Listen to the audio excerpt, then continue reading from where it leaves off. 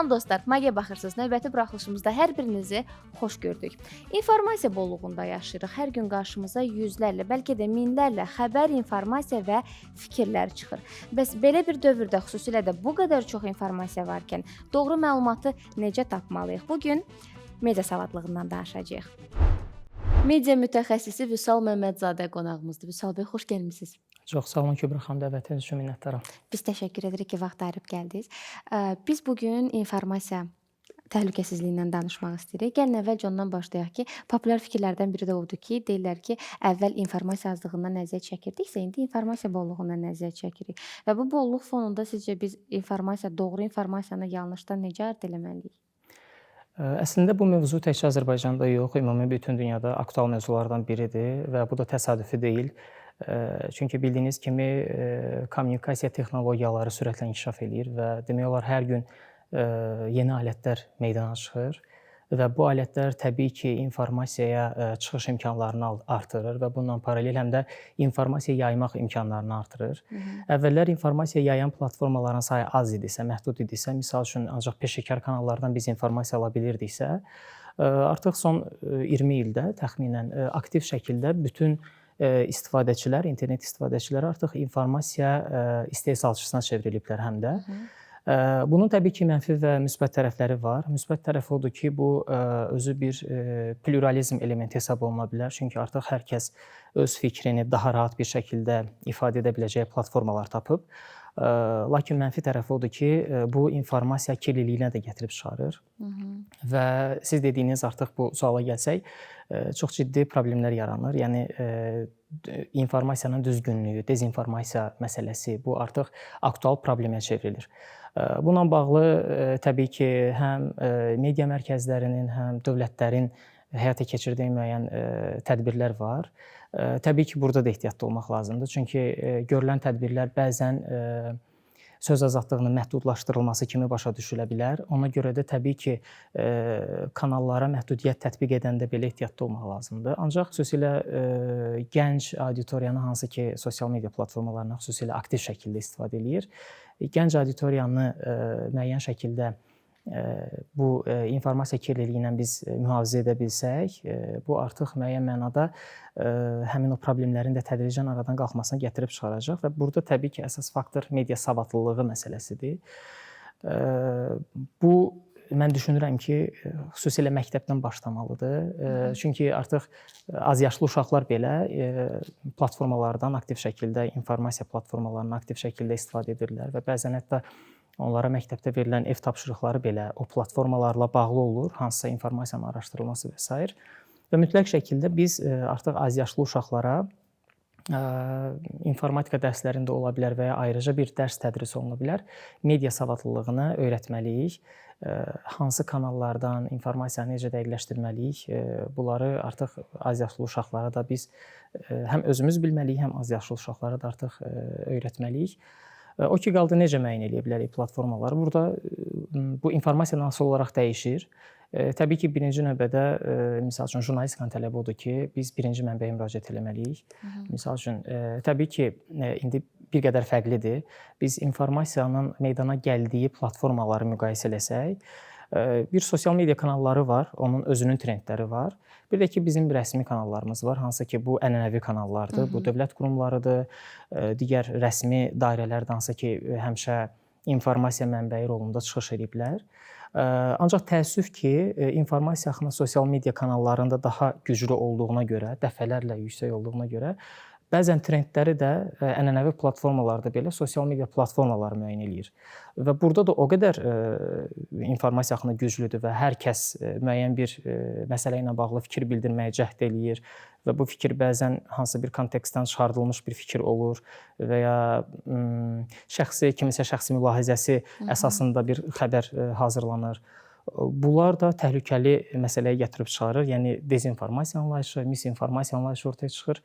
Ona görə də düşünürəm ki, mütləq şəkildə fərdlər özləri həmin o informasiyanın formatına, mövzusuna uyğun olaraq dəqiqləşdirməni özləri həyata keçirməlidirlər. Bir videoda gördükləri informasiya əsasında bir qərar çıxarmalı deyillər bir hadisə ilə bağlı. Hər kəsin informasiya çıxışı ilə bağlı yeni qaydalar, qanunlar var. Bəzi uşaqların artıq müəyyən yaşdan sonra internetə əl çatanlığı məhdudlaşdırılıb. Bəli, son günlərdə əsas müzakirə olunan mövzulardan biri bu idi və bu da əslində bu proses də Azərbaycanda başlamayıb. Xüsusilə ötən ildən, 2025-ci ildən bir çox ölkədə bu məsələ haqqında ciddi düşünülməyə başlanıldı və Avstraliyada 16 yaşa qədər uşaqların sosial mediadan istifadəsi məhdudlaşdırıldı. Çox ciddi şəkildə məhdudlaşdırıldı. Azərbaycanda da eyni qaydada 16 yaşa qədər uşaqların istifadəsi məhdudlaşdırıldı. Milli Məclis informasiya, informasiyalaşdırma və informasiya mühafizəsi qanununa yeni maddələr əlavə elədi və artıq azyaşlı uşaqların sosial mediada qeydiyyatı mümkün olmayacaq. Təbii ki, burada da bir sual ortaya çıxır. Buna necə nəzarət eləyəcəklər? Bəli. Amma burada Və başqa sizcə bir bu maneədirmi? Burada ümumiyyətlə maneə kimi baxmaq lazım deyil. Bu atılan addımların əsas məqsədi məhdudlaşdırmaqdır, çətinləşdirməkdir prosesi. Və burada əslində bir üçbucaq var. Üçbucaq nədən ibarətdir? Bir tərəfdə platforma, hansı ki, o xidməti təqdim edən platforma dayanır. O məhdudlaşdırma öhdəliyini üzərinə götürür və onunla bağlı alətlər təqdim eləyir. Misal üçün, yaşın təsdiqlənməsi ilə bağlı ola bilər, bank kartı tələb oluna bilər, şəxsiyyət vəsiqəsi, digər fərdi identifikasiya şifrələri, kodları və s. tələb eləyə bilər. Bu bunun texniki tərəfidir. İkinci tərəfdə valideyn nəzarəti gəlir. Valideyn nəzarəti olmalıdır təbii şəkildə. Bu əvvəl də var idi, indi də tələb olunan budur. Dövlətin təqdim elədiyi qanun və ya tətbiq elədiyi qanun burada üçbucağın üçüncü tərəfini, daha çox mexanizmin hazırlanması və həmin o platformalara tələblərin qoyulmasını nəzərdə tutur. Yəni təbii ki, kimsə ola bilər 12 yaşında bir nəfər saxta məlumatlar doldurub oradan qeydiyyatdan keçə bilər. Amma bununla bağlı da müəyyən alətlər var ki, prosesin gedişatında platforma özü bu məsələni də ayırd eləyə bilir. Xüsusilə son vaxtlarda süni intellekt alətləri tətbiq olunur. Məsəl üçün, Avstraliyada bu tətbiq edilir. Süni intellekt alətləri mütəmadi olaraq profilləri nəzərdən keçirir. Paylaşılan şəkillər, yazı üslubu və digər məsələlərdə şübhə yaransa azyaşlı olması ilə bağlı şəxsiyyətin əlavə təsdiqi ilə bağlı tələb irəli sürülə bilər və ya həmin hesablar təzədən məhdudlaşdırıla bilər. Məhdudlaşdırılmadığı təqdirdə artıq platforma məsuliyyət daşıyır və ağır cərimələr ödəməyə məcbur olur. Vüsal bəy, niyə hələ də sensasiyalı başlıqlar bu qədər yaxşı işə yarayır? Məsələn, biz özümüz həmişə bundan şikayət edirik. Yəni tamaşaçı orayı, o paylaşımı, o informasiyanı istehlakçı da bir növ. Həmişə bundan eyni zamanda həm şikayət edirik, həm də aldanırıq. Yox, burada əslində insanın psixoloji amili var burada. Misal üçün, 19-cu əsrdə Fransada Sensasiyon adlı bir qəzet fəaliyyət göstərirdi və bu qəzetdə həmişə qeyri-adi məlumatlar deməli, əksini tapırdı, yayımlanırdı və bizdə hətta müəllimlərimiz bu qəzetlə bağlı dərs keçəndə bizə bildirirdilər ki, bu çox yaxşı bir ümumiyyətlə nümunədir. Onlar bizə deyirdilər ki, həmin dövrdə təbii ki, internet yox, bir şey yox, qəzet çap olunurdu və o bir həftə ərzində Avropanın digər şəhərlərinə yayılırdı nəqliyyat vasitələri ilə. Və müəllimlərimiz deyirdilər ki, insanlar bilirdilər ki, o qəzetdə yazılan məlumatların hamısı yanlışdır, uydurmadır. Amma bununla belə Avropada həmin dövrün ən reytinqli qəzeti olmuşdu. Çünki insanlar həmişə qeyri-adi məlumatları, sensasiyalı məlumatları oxumağa həvəslidirlər. Bu isə artıq bu psixoloji məqam olduğuna görə bu da xəbərin təqdimatında və informasiya axınının bu qədər güclü, rəqabətin bu qədər güclü olduğu bir dövrdə təbii ki, işlək mexanizmlərdən birinə çevrilib sensasiyalı başlıqlar. Biz etibarlı mənbələrdən danışdıq söhbətimizin əvvəlində. Amma belə bir fikir var ki, informasiya bolluğu insanlarda xəbərlərə qarşı laqeydlik yaradıb. Yəni artıq bunu ictimai televiziyada paylaşsa ona inanmırlar. Bu çox maraqlı yanaşmadır və bu mövzunun hətta müzakirəsini eləmək olar. Əslində burada yanaşma necədir? Mənim həmişə ətrafımda olan insanlara tövsiyəm o olub ki, yaxınlarıma, qohumlarıma və ya dostlarıma bəzən olur, siz informasiya kirliliyinə bayaq biz danışdıq sosial şəbəkədə. Amma mən əksinə həmişə deyirəm ki, siz düzgün informasiyanı almaq istəyirsinizsə, mütləq şəkildə axşam efirinə baxın, xəbərlərə baxın. Nəyə görə? Çünki hər bir halda bir neçə filtrdən keçib gəlir xəbərlərə gələn informasiya və sosial mediada yayımlanan və kiminsə bəzən təxəyyülün məhsulu olan informasiya təbii ki, televiziyada təqdim oluna bilməz. Ona görə mən düşünürəm ki, ənənəvi media kanalları, eləcə də televiziya hələ də öz etibarını saxlayır, xüsusilə informasiya yayımında. Təbii ki, indiki informasiya axınında televiziyalar da sığortalamayıb. Burada da yanaşma fərqlidir. Məsəl üçün, hətta biz BBC və CNN-i müqayisə eləsək, onlar bildiyimiz kimi fərqli yanaşma ortaya qoyurlar xəbərdə. Bəziləri, onlardan biri dərhal hadisə olan kimi canlı efirə çıxıb informasiyanı təqdim eləmək istəyirsə, digəri daha təmkinli davranır və informasiyanın yekun halını təqdim eləyir. Bugün informasiyada rəqabət gücləndiyi üçün bizim televiziya kanalları da ola bilsin ki, hadisə baş verən kimi ilkin məlumatı çatdırmaq istəyir və təbii ki, burada artıq risklər meydana çıxır. Nə mənada? Yanlış informasiyanın yayımı mənasında. Amma yenə də deyirəm, mənim həmişə tövsiyəm o olur ki, axşam efirinə baxsınlar və düşünürəm ki, axşam efiri hələ də informasiyanı almaq üçün yəni Azərbaycanda ən azından ən etibarlı mənbədir. Çox sağ olun, vaxt ayırıb gəldiyiniz üçün Vüsal bəy, çox təşəkkür edirik. Sağ olun. İndi isə mövzu ilə bağlı sorğumuz var. Şəhər əhalisindən soruşmuşuq. Sosial şəbəkələrdə qarşılaşdığınız məlumatların doğruluğunu necə yoxlayırsınız? Gəlin sorğumuzu izləyək. Sosial şəbəkələrdə gördüyünüz xəbərlərin düzgünlüyünü necə yoxlayırsınız? Xəbər saytlarına daha çox baxıram. Orada əgər o məlumatlar verilməyibsə, onda doğru olmadığına inanıram. Birincisi adam kim bu məlumatı paylaşdırıb, onu baxıram. Nə vaxt bu paylaşdırmışdı, köhnədir ya da təzədir. Sonra digər saytlardan da baxıram və xəbərlərə baxıram. Həmişə güvənli xəbər saytına baxıram, ondan sonra inanıram. Mən baxıram birincisi süni intellekt deyil ya da doğrusu da onu baxıram şeydən də Google-dan soruşuram, o deyir, cavabını deyir də mənə. Çox vaxtı süni intellektlə yoxlayıram. Misal üçün ChatGPT var, ora vururam informasiyanı. Əgər məni maraqlandıran informasiyadirsə və baxıram düzgün məlumatdır yoxsa yox, əgər düzgün deyilsə və özüm də universitetdə oxuyuram məndə və o məlumatın düzgünlüyünə baxıram. Yəni nəsə bir elmlə barədirsə, akademik publikasiyalar olur və onlardan baxıram ki, misal üçün yəni burada bu publikasiya bunu deyir və doğrusu buradakı informasiya ümumiyyətlə başqa bir şey deyir, hoş düzənir və belə-belə yoxlaya-yoxlaya baxıb düşünürəm, düzgün məlumat yoxsa yox. Maraq dairəmi çəkmədiyi müddətcə təyid etmirəm. Maraq dairəmi çəkən bir xəbər olarsa, yəni bir neçə tanışımdan soruşuram, yəni gördüyüm xəbəri. Əgər onlar da eyni fikri deyirsə, yəni mənə görə doğrudur. Yox, əgər məsəl üçün birisi başqa bir şey, birisi başqa bir şey deyirsə, artıq qaranlıq qalır beynimdə və onda da bilən birisindən daha çox soruşmağa üstünlük görürəm.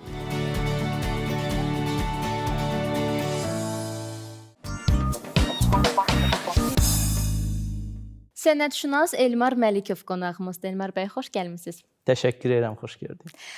Sosial şəbəkələrdə bu gün maarifləndirici kontent hazırlamaq nə qədər aktual, nə qədər çətin, nə qədər maraqlıdır?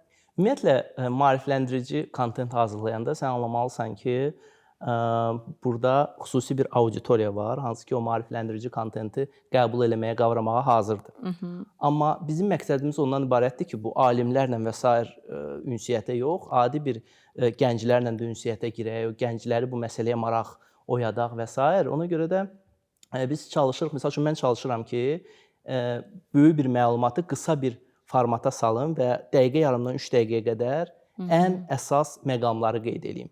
Bir də görürsən, kommentdə yazırlar ki, bu niyə belə qısa danışdınız, bu əsər misal üçün daha geniş müzakirəyə belə demək, yararlıdır və s. və ilax. Ancaq mən izah eləyirəm onlara ki, yəni mən alimlər üçün, sənətşünaslar üçün bunu hazırlamıram. Mən adi gənclər üçün hazırlayıram ki, onlar Əlçatan olmalıdır informasiya həm də. Bəli, əlbəttə bu asan.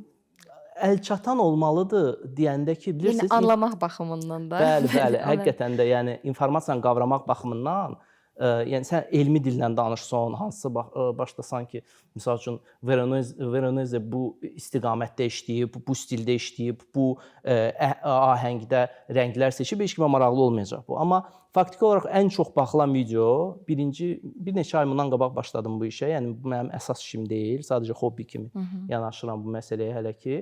Və birinci, belə deyək, 500 mindən çox baxılan video məhz Louvre-la bağlı idi. Louvre-da Mona Lisa ilə üzbəüz maraqlı bir əsər asılıb, çox nəhəng bir əsərdir.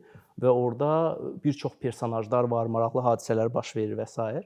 Amma insanlar məhz gedir Mona Lisa ilə şəkil çəkdirir, selfie çəkdirir və çıxıb gedirlər. Yəni Louvre bu dəqiqə bir çox turistlər üçün ancaq Mona Lisa'ya gedib çatmaq, onunla şəkil çəkdirmək, selfie çəkdirmək və çıxmaq deməkdir. Amma Louvre o qədər geniş, o qədər maraqlı bir məkandır ki, orada hər bir əsərin öz mənası var, öz belə deyək də qavranışı var, öz istiqaməti var və onu da anlatmaq üçün mən çalışıram ən məşhur əsərləri tapım, ən maraqlı süjeti olan əsərləri tapım və onları insanlara maraqlı bir formatda, maraqlı bir istiqamətdə çatdırım.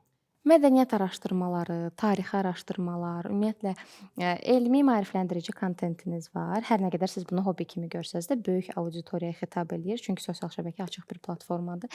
Necə fikirləşirsiniz? Belə bir fikir var ki, sosial şəbəkələrdəki videolar maksimum qısa olmalıdır və mənə 10 saniyə ərzində nə isə izah eləməlidir. Bu baxımdan müəyyən təzyiq hiss edirsiniz üzərinizdə?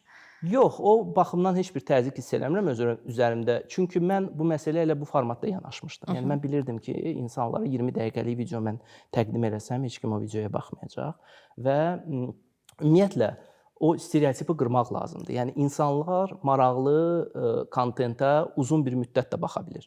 Yəni bunu layihələr var ki, onu sübut elədilər. Yəni internetdə gedən belə işlər və sair layihəsi sübut elədi ki, insanlar yəni maraqlı məlumata, müəyyən belə deyək, istinadları olan, bu background olan məlumatlara maraqla yanaşırlar və o məlumatları öyrənməyə çalışırlar. Hətta səs gəlməsə belə onlar oxuyurlar o məlumatları və s. Ümumiyyətlə əsas məsələ ondan ibarətdir ki, kontenti yaradanda düşünürəm ki, səslə bərabər mütləq subtitrlar da olmalıdır. Yəni insanlar səsi eşitməsə də o məlumatı qavrama belə deyək də imkanları olmalıdır. Yəni hətta onu eşidəndə və görəndə o 2 qat daha tez qavrayır o məlumatları. Və görürsən ki, bu postların altında yazırlar ki, mən 3 dəfə, 4 dəfə baxdım buna. Maraqlı bir, məsəl üçün ikinci dəfə baxanda daha maraqlı məqamları görə bilirlər və s. Yəni o qədər maraqlı bir istiqamətdir ki, bu da mənim üçün belə deyək, sevdiyim işdir deyə, bu işlə mən zövqlə məşğul oluram deyə ona başqa cür yanaşıram. Mənə heç fərqi yoxdur 3 nəfər baxacaq ya 300 min nəfər baxacaq. Mən onsuz da bu işi görürəm və mənim üçün kəmiyyət yox, keyfiyyət ən əsas məsələdir. Amma sizə deyim ki, bu maraqlı bir hadisələr baş verdi. Mənə adətən çöldə belə gəzəndə yaxınlaşırlar. Belə yaşlı nəsil, öz yaşımda olan məndən yaşlı nəsil yaxınlaşıb təşəkkürünü bildirir. Amma ötən həftə bir 17 yaşında qız, cavan qız yaxınlaşdı və mən duruxdum qaldım. Dedi, o siz müəllim siz hazırlayırsınız, o kontenti, o şeylər haqqında danışırsınız, bu bəstəkarlar haqqında və s. Deyirəm, hə, mən hazırlayıram. Deyir, çoxlu hazırlayın, nə olar, xahiş edirəm sizdən. Və mən gördüm ki, bəli. Mən gördüm ki, gənclərin də marağı var. Bu çox sevindirici bir haldır ki, gənclər də baxır. Yəni kommentlərdə görürəm, gənc insanlar da var, gənc nəsil də var, bu alfa nəsil də var. Yəni alfa nəslini nəyəsə maraqlandırmaq çox çətindir də. Yəni ondan diqqətini çəkmək çox çətindir. Amma insanlara izah eləmək lazımdır ki, mədəniyyət yalnız quru faktlar deyil də. Mədəniyyət belə deyək, böyük bir sərmayə deməkdir, iqtisadiyyat deməkdir. Yəni ki, mədəniyyət turizmlə vəhdətdə işləsə, yəni böyük bir sərmayə gətirə bilər, gəlir yeri ola bilər. Yəni insanlar elementar olaraq teatrlara, operalara və s. Məsələn, İtaliya bununla çox böyük bir turist axımını qəbul edir. Niyə belə bir sahədə, belə bir istiqamətdə kontent yaratmaq istədiniz? Bilirik ki, heç bir maliyyə ayrılmayıb bunun üçün. İqtisadi nöqteyi nəzərdən də heç nə qazanmırsınız. Marağınız nədir bu mövzuda? Sosial məsuliyyət deyilən bir anlam var. Yəni mən tam başqa bir istiqamətdə işləyirəm və əsas işim başqadır. Amma mən bu sosial məsuliyyəti özümdə hiss edirəm ki, mən bu sahənin mütəxəssisiyəmsə, mən bu sahəni sevirəmsə, mən bu sahəni öyrənirəmsə, ömrü boyu boş vaxtımda bu ilə bağlı kitablar, hansısa bir əsərlər, elmi araşdırmalar, monoqrafiyalar oxuyuramsa, gərək mən bunu böyük kütləyə də çatdırım. Hansısa bir formada, onların anlayacağı bir formada. Həqiqətən də bir kontenti hazırlamaq üçün böyük bir zaman lazımdır. Doğrudan çətindir. Həqiqətən də çətindir. Çünki bu quru faktlar deyil. Yəni sən o kontentdən ən maraqlı, insanları ən maraqlandıra biləcəyi bir məqamları seçirsən. Onların öz həyatı ilə paralel apara biləcəyi bir məqamları seçirsən. Sən elə məqam seçirsən ki, insan 10 saniyədən sonra desin mən buna yenə də baxmaq istəyirəm. Mən 2 dəqiqə, 3 dəqiqə buna baxmaq istəyirəm və ona görə də biz necə o mənəvi zövq də verir də insana. Yəni sən görürsən feedback-i, insanlar baxırlar Geri və dönüşləri. hər bir nəslin nümayəndələri sənə hansısa xoş sözlər yazır. Xahiş edir ki, sən davam eləyəsən. Xahiş edir hərəsi bir əsəri xahiş edir. Məsəl üçün biri deyir ki, bunu da xahiş edir, analiz eləyin, bunu da eləyin. Birinə izah edirsən ki, bunu analiz eləmək burada məsəl üçün düzgün deyil, digərinə başqa şey və belə ünsiyyət yaranır da cəmiyyətlə, başa düşürsüz və cəmiyyətin hər hansı bir formada 0,1% maariflənməsinə mən hansısa bir qatqını verirəmsə, həqiqətən də mən böyük bir iş görürəm. Yəni bu mənim üçün çətin deyil, mənim üçün zövq verir. Storytelling bacarığı deyə bir məsələ var bildiyimiz. 3-7 saniyədə, hətta bu sosial şəbəkədə daha məsuliyyətli. İlk 3-7 saniyədə tamaşaçını cəlb eləmək lazımdır. Hook var da 3-7 Hətta saniyə siz ərzində. bayaq dediniz ki, alfa nəslini ümumiyyətlə heç nəylə cəlb eləmək olmur. Z Çətindir. nəslini də mən biraz əlaqələndirərdim. Bizim nəsildə biraz Bəli, elədir. bəli, bəli. Necə fikirləşirsiniz? O ilk 3-7 saniyəni necə qoruyursunuz? Necə ümumiyyətlə hazırlaşırsınızmı buna? Necə olur hazırlıq prosesiniz? Bəli, çalışıram bilirsiniz necə. Bu çəkiliş vaxtı bir də görsən maraqlı hansısa bir insident baş verir, replika atırsan və s. Çalışıram o replikaları o hooka salım ki, insanları hansısa bir formada cəlb edeyim ona. Amma hər videoda onu eləməyə alınmır. Sadəcə ilk bir neçə saniyəni sən çalışırsan videonun ən maraqlı hissəsini informasiya olaraq verəsən və ona belə deyək də onu tutan tutur. Tutmayan artıq baxmasın da. Yəni fakt ondan ibarətdir ki, sənə maraqlı olan ideyanı çatdırdığın insan onu qəbul edirsə, qavrayırsa və davamını gedirsə, artıq bu sənin adamındır, başa düşürsünüz. Amma onu qavramayan, başqa bir kontent axtaran, onsuz da gəlib sənin kontentində ilişib qalan deyil. Fakt ondan ibarətdir ki, mən bu kəmiyyətə yox, keyfiyyətə daha çox üstünlük verirəm. Çünki görürəm ki, elementar sizə bir sözü deyim. Misal üçün, mən başlayanda bunu, ikinci ya üçüncü videomu Yusif Eyvazovla bağlı eləmişdim. Yəni videonu yüksək səviyyədə, hər videonu mən çalışıram yüksək səviyyədə həm montaj eləyim, həm hazırlayım, həm diksiya cəhətdən, həm fikri çatdırma cəhətdən. Yəni eyni video paylaşmışdım 3-cü dəfə videonu. Mənim təxmini bir 100-200 belə deyək izləyicim var idi. Cəmi 30 baxış var idi. Eyni videonu 2 aydan sonra paylaşdım. Yəni çox vaxt keçmədi üstündən. Eyni videonu heç bir montaj etmədən, eyni formatda, eyni formada, eyni təqdimatda paylaşdım və 44 min adam o videoya baxdı. Yəni söhbət kontentdən getmir. Söhbət ondan gedir ki, sən düzgün məqamda, düzgün adama, düzgün fikri çatdırırsansa, Yusif Eyvazovun ad günündə bunu paylaşdım. Və Əsas məsələni deyirsiniz. Ad günümüz mübarək və bunu paylaşdım və o viral oldu. Başa düşürsünüz, hamı ad gününü təbrik eləmək istədi Yusif Eyvazova. Və o video belə deyək də o kəşfiyyətə düşdü və insanlar başladı o videonu hamısı paylaşmaq və s. Və maraqlı bir tendensiya ondan ibarətdir ki, yəni sən eyni keyfiyyətdə məhsulu bir ay öncə paylaşanda o heç kim baxmaya bilər, amma 2 ay sonra paylaşsan ona belə deyək böyük bir kütlə baxa bilər. Ona görə insanlar ruhdan düşməsin əsas məsələ. Başa düşürsüz? Mən əvvəl başlayanda 3 nəfər, 5 nəfər kontentə baxırdı. Mən saatlarla vaxtımı ayırırdım ona, amma insanlar baxmırdı ona. Amma sonradan gördüm ki, belə yəni gəldikcə insanlar anlayır ki, sən nə işlə məşğulsan, sən hansı istiqamətdə növbəti kontentin maraqlı ola bilər onlar üçün və s. Ona görə də onlar özləri gəlirlər. Yəni sən özün cəlb edəcəksən, maraqlı bir şey hazırlayırsansa, faydalı bir işlə məşğulsansa, İnsanlar özləri gələcək, yəni sən yanına. Ümumiyyətlə öz layihən olanda davamlılığı qorumaq çox çətin olur. Sizə halal olsun ki, 3-5 baxışa baxmayaraq qorumusunuz və bu gün tanınırsınız müəyyən mənada. Təşəkkür edirik vaxt ayırıb gəldiyiniz Sağ olun, üçün. çox sağ olun dəvət üçün. Fəaliyyətinizdə uğurlar, yazın, danışın, yaradın. Təşəkkür, çox sağ olun. Siz də baxın, şərh eləyin və öz fikirlərinizi bildirin. Baş üstə. Sağ olun. Belə dostlar, bir buraxılışımızın da sonuna gəlib çatdıq. Maykdə başqa hansı mövzuları görmək istəyirsiniz? Elə bu barədə bizə sosial şəbəkələrdən yazmağı unutmayın. Sağ olun.